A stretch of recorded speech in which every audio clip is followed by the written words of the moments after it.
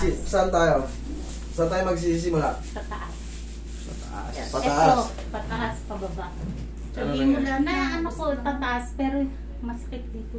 Masakit yung mga muscle-muscle. Muscle pa yun. Ewan ko, Ganito. Kayo nakakaramdam yan. Oh, kasi hindi ko aray. Ayun.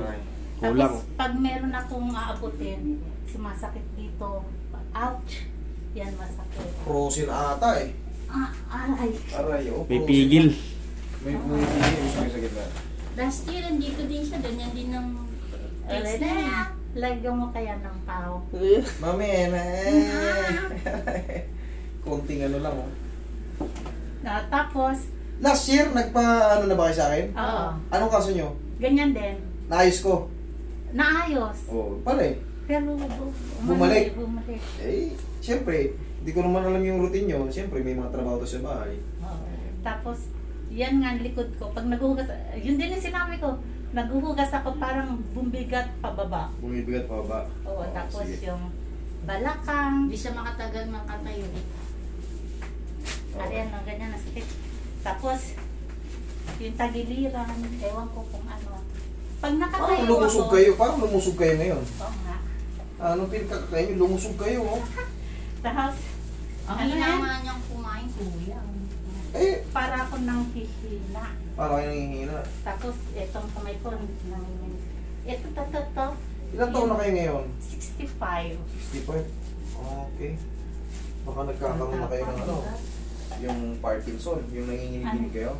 Oh, yung, ay, hindi. Yung kamay ko lang. Maganda. Ayun, oh, Parkinson nga yung ano, sinyalis ng Ayan, no. Parkinson. Pero sana hindi Parkinson kasi ang Parkinson wala pang gamot. Sana ano lang yung pag napapagod lang kayo. Ako kasi nagkakaganyan din ako. Pag pagod ako, kasi dati nagugupit ako eh. May nginig din yung kamay ko. Pag pagod ako Pero pag nakakain na ako, Hindi naman lagi. maliit na lang. Pero pagka pagod ako, ay asahan mo. Hindi, makikita niyo yan pag gutom ako. Lalo pag i-steady ko ng ganyan. Kasi mahirap dayain eh. Oo. Yun. Siyempre pag ginaano mo, gagalaw pati ang ano mo. Ayan na. Pero pagka yan, steady lang. Pag gutom, nako. Mas maano. Konti na nga lang ako kumain. Tapos, Kailangan nyo mag-exercise. Ha? pag- lang yun. Maraming doktor na ano ngayon, maraming doktor na vlogger ngayon. Oo nga, napapanood ko. Marami, di ba? Marami silang tinuturo. Ang sekreto talaga dyan, number 1 lang talaga, exercise at tubig. Ah, Yun ang pinaka the best medicine sa lahat, overall. Exercise, medicine. Hindi nyo kailangan magtatakbo. Mag-jacket kayo, magkulog kayo, papawis, lakad. Lakad lang, lakad. Pag pinawisan, ubad ng nayamit, palit ng tuyo, inom ng tubig. Ganun lang. Tapos, wala munang mga mamamantikang kinakain. Yun lang ang the best medicine. Sa umaga, libre nga naman yung vitamin D. Kaysa nung umiinom tayo ng vitamin, Paaraw ka. yun! Vitamin Sakto. D. Eksakto. Paaraw tayo. Kaya lang kuya, hindi yan lumalabas dahil takot siya kasi pag pinawisan siya, para siyang babaksak. tsaka, Kasi nga, hindi, ano yung immune system niya, para siyang mahina eh. Ayun. Pero sa una lang yun. Pero kailangan may kasama muna siya. Sabihin mo sa kuya, sa bakasyonista siya. Bakasyonista pala kayo. Kailangan mo muna may kasama kayo. Panoorin nyo tong video. ito, yan na. Relax lang. Sarap. Sige, ano lang po. Ganun nyo. Naramdaman niyo yun? Oo. Ang sarap, di ba? Ayan pala, naka-video kayo. Sa kasama ni Mami, kailangan nyo talaga ng papawis. Kailangan niya ng papawis. Nananamlay na siya, ayaw niya pala kasing lumabas, di nasisinaga ng araw.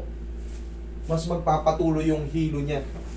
Oo. Pag naglalakad ako, Kasi para yun akong sa ano, no, pumukta sa siksikan kaliwa. na Hindi Hindi makatagal Kasi sa nga, labas. kasi nga, kulang na ng vitamina.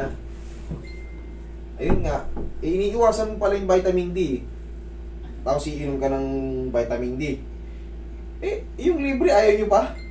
Mapapawisan pa kayo? Huwag kayong matakot pawisan. Basta tandaan nyo, ngayon nagsisimula pa lang kayo, baka sabihin nyo, nahihilo kayo, kailangan nyo muna ng ano, Ganda rin kasama nila. sa paglalakad. Lakad lang. Sa una, 2 araw, 3 hanggang 3, parang ilang ka pa. Pero sa mga susunod na araw, baka ikaw na ayaw mo na pumasok sa loob ng bahay. Kasi gusto mo na palagi napapawisan. Sa una lang yan, totoo yan.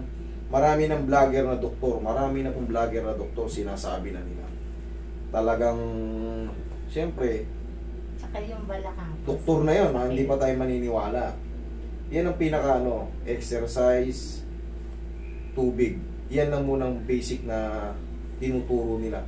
Sa pagkain naman, susunod na yun. Yung mga pagkain, siyempre, iwas lang tayo sa mga Maaalat. sobrang alat, sobrang tataba, masarsa ng todo, mga ado-adobo, mitsado, Ano na kakain. gulay na. Tsaka gulay na lang. Hindi, kasi ngayon yung pakiramdam nyo, bumabagal na kayo, nakakaramdam na kayo ng weakness. O, bata pa siya eh. Para kung nang... Para kayo nauupos. Oo. Ay, at saka Mami, yung huwag nyo nang balakang ko. antay. Huwag nyo nang antayin maging, maging worse. Simulan nyo na. Ngayon, nandito kayo sa Pilipinas, umaaraw-araw naman sa umaga, sabay kayo, hawakan mo muna siya. Kung hanggang sa alam. Pag napagod, Opo. upo lang. Ganun lang muna pansamantala. Huwag kayo magpapa-over patigaw, huwag agad yung pagod na pagod ha. Unti-unti, para ka lang nagtitraining. Asus mo na 1 linggo, iniisip mo na agad yung pabalik. Kabilang side. Dati, nung una ko punta dito, hindi ba yung balakang ko yung masakit, hindi ako makalit. Pagilid. Pero kita nyo, hindi naman kayo babalik siguro dito kung sinalbahin ko kayo eh. Ito lang nangyari. Hindi, ibig sabihin baka sinira yung katawan. Pero kita nyo,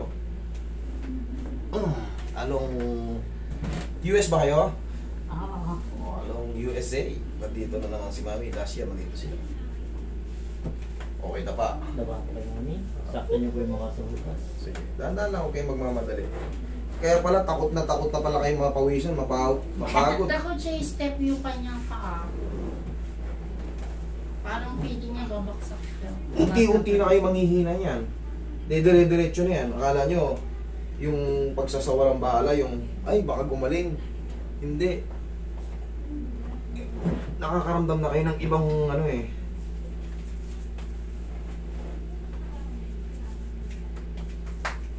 Yung binti ko, nanghihina. Relax na. Kulang kasi kayo sa vitamina na. Tapos bumibigat kayo. Oo. Ayaw nyo maglakad, ayaw nyo mapawisan. Siyempre, tataas yung blood pressure nyo nito. At saka pag Ano? humihinga ako, Nahihirapan kayo? yung dibdib ko. Oo, nahihirapan. Uy, pasosong si Ma'am.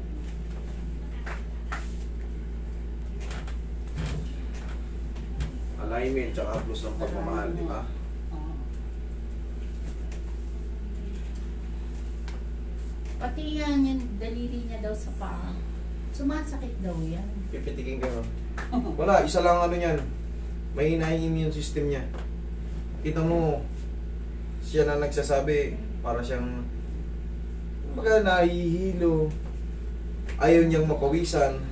Saka, Pag ayaw mo kasing mapawisan, Oo. siyempre, stagnant lahat ng mga cholesterol natin dyan, mga yung vitamina natin, mag-release kasi natatalo ng malapot na dugo. Tihaya ka kami. Break na. Basta. How? Hindi nyo kasunod. Kain daw siya ng tinapay. Pag kumain daw siya ng tinapay, hindi naman siya gagana kumain ng tanghalian. Kaya umuwi ka na daw. Ha? Inhale. Exhale. Diyan na kayo, ha? Ay, warranty ako. Kanya, kailan lang yan eh. Over 12. Eh, bakit kasi noon eh. Ewan ko lang ngayon. Mahal na noon. 2.5 pa yung binayad ko. Noon pa kasi noon eh. Lahat.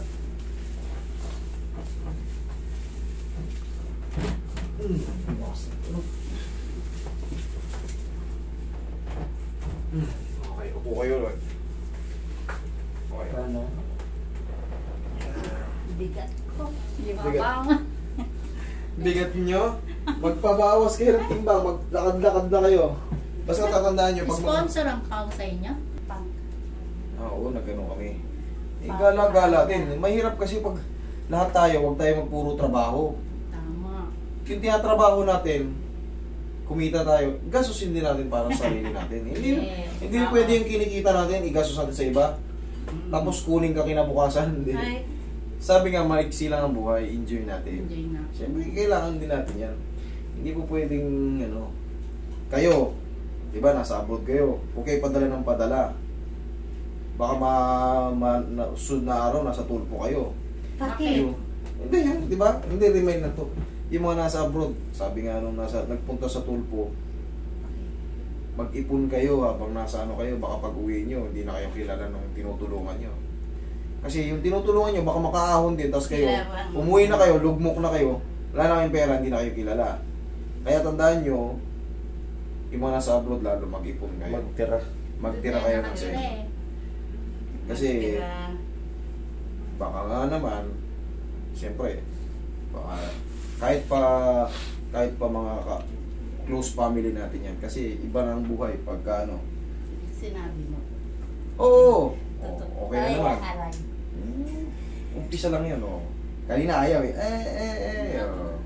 Okay na naman, ha? Ano pahawak, no? Okay na, ayaw ba ako ng ganito na? sabi ko, lagyan mo na ng pau. Hindi, siyempre sa una lang yun. Okay? Oh. Yung isa, hindi na.